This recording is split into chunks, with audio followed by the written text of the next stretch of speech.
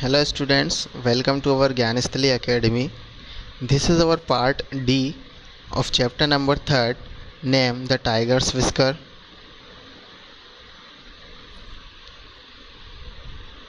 From here we have to read. At last,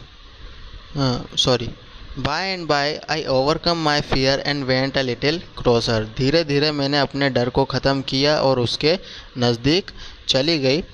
At last one night, आखिरकार एक रात, the tiger ate the food I had brought for it.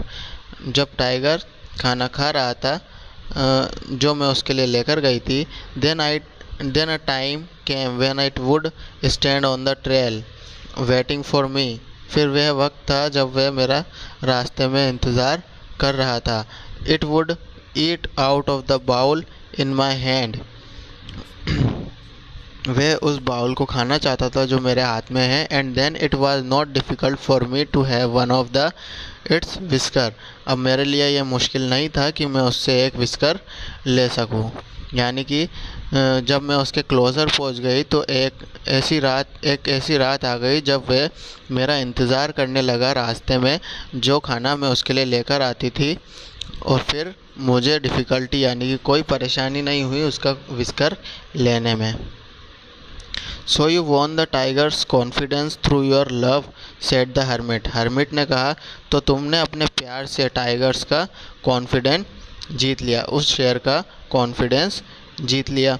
Yes, but now all my effort have come to nothing, said यूनोके very sadly.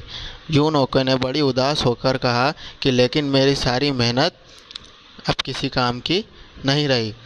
You have thrown the whisker in the fire. तुमने उस whisker को इस आग में फेंक दिया. You have no need of a potion now, so the whisker was useless. यूनोके, I ask you a question. तुम्हें अब उस पोशन की कोई ज़रूरत नहीं है, इसलिए वह विस्कर अब किसी काम का नहीं है, यूज़लेस है. यूनोके, मैं तुमसे एक सवाल पूछता हूँ. Is a man more ferocious than a tiger? क्या एक आदमी टाइगर से ज़्यादा खतरनाक हो सकता है, डेंजरस हो सकता है? If you can win the love and confidence of a wild beast, you can surely do the same with your husband. जब तुम अपने प्यार से और कॉन्फिडेंस से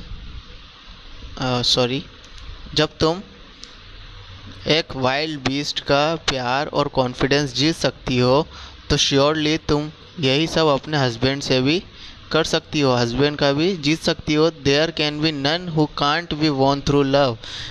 ऐसा कुछ भी नहीं है जिसे प्यार से जीता ना जा सके. हियरिंग दिस यूनोके was speechless.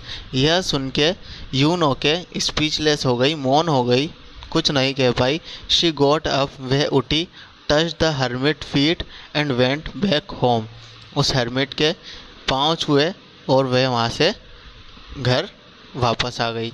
She always kept in her mind what the hermit had said.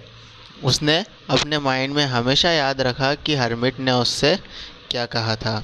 तो हर्मिट ने उससे कि ऐसा कुछ नहीं है जिसे प्यार से जीता ना जा सके. ओके,